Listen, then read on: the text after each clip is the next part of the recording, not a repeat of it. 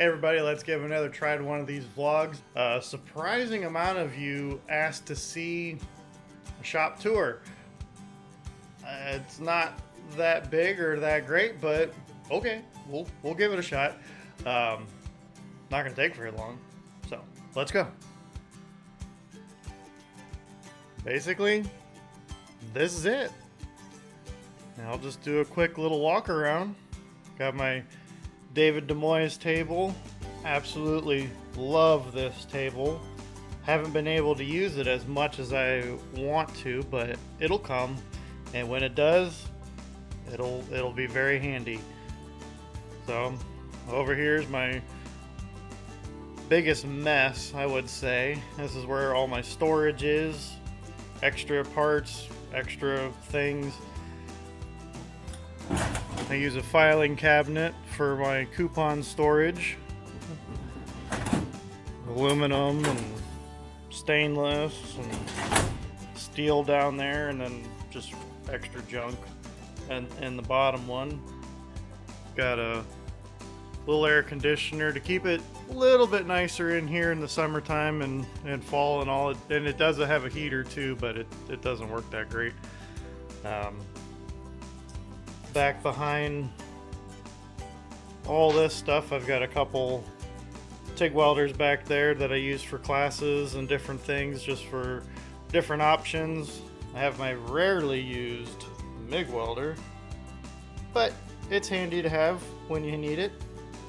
Got the Magic Wave, which I absolutely love this machine. It has been my workhorse for the last year or so, and it has been absolutely wonderful. Got my pegboard that I did in front of my smaller bench.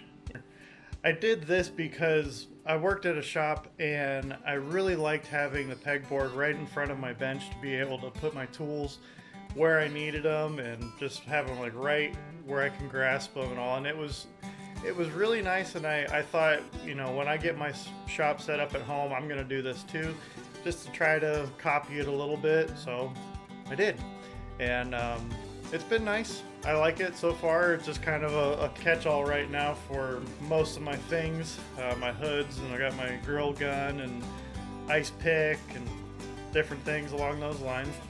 So I have these process sheets that I print up so that I can take notes on all the different jobs that I do and add pictures and photos for different things. Like I was doing another one of these tube jobs just recently. Here's the setup that I have going for that. Got my purge box taped to just an angle block so that I can keep the argon flowing underneath the tube as it's rotating around. This is the Sharpie. Absolutely love that tool too. And I'll move over to my desk.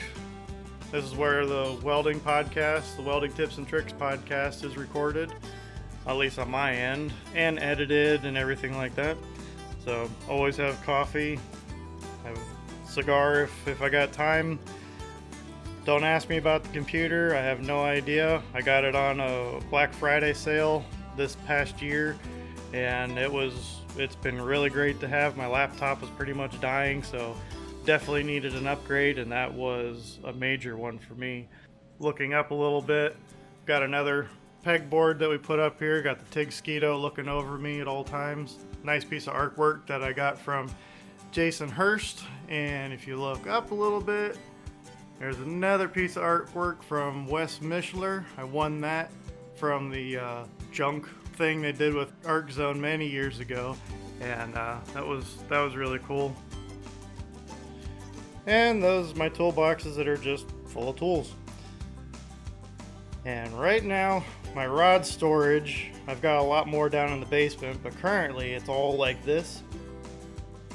I absolutely hate the rod storage like that, because every time I got to move the tubes around and to get into my drawers of my toolbox, and it falls all over the place. It's so annoying. But just recently I ordered, I think, 4 rod guards from ZT Fab, and they're gonna go right over there on the cart, because on the back of the cart, let me flip this around, on the back of this ZT Fab cart, you can put rod guards.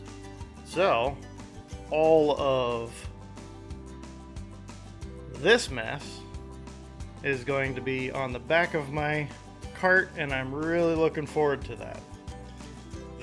Will clean things up quite nicely and keep things stored in a way that it's out of the way and I won't be tripping over it. So that's about it for my shop.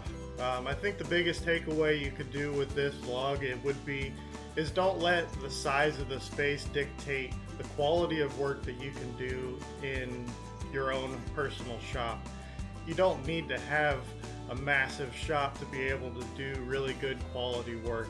In all, it's the welder you have and your hands and eyes. And the rest, it does limit the size of projects you can work on, but in reality, I only really like to do things that are about the size of a shoebox or smaller. Mainly that's because my shop spaces that I've had have been very small, and that's okay. And eventually I'll get a bigger shop, and eventually I'll do bigger projects. And when that time comes, I'll be ready. Have a great one.